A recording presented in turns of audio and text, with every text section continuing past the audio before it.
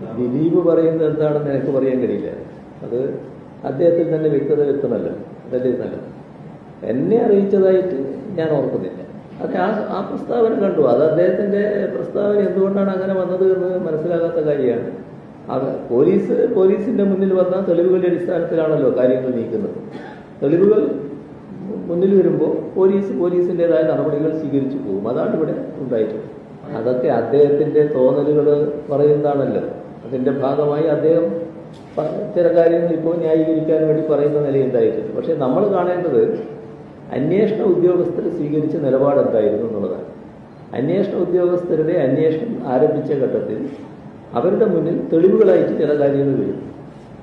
ദിലീപ് ചില മാധ്യമങ്ങളോട് പറഞ്ഞിട്ടുണ്ടായിരുന്നു, ദിലീപിനെ ഈ ഒരു കേസിൽ പെടുത്തിയതാണ്, അതിൽ ചില ഉദ്യോഗസ്ഥർക്കും, അതായത് ചില പോലീസ് ഉദ്യോഗസ്ഥർക്കും പങ്കുണ്ട് എന്നുള്ള രീതിയിൽ ദിലീപ് പറഞ്ഞിട്ടുണ്ടായിരുന്നു. അതാണ് നമ്മുടെ മുഖ്യമന്ത്രി ഇവിടെ പറയുന്നത്. അപ്പൊ മുഖ്യമന്ത്രി പറയുന്നത് എന്താണെന്ന് വെച്ച് കഴിഞ്ഞാൽ അവർക്ക് തെളിവ് കിട്ടിയതിന്റെ അടിസ്ഥാനത്തിലാണ് അവരങ്ങനെയൊക്കെ ചെയ്തത്, അല്ലാതെ മനഃപൂർവ്വം ഒന്നും അല്ല എന്നൊക്കെയാണ് പറയുന്നത്.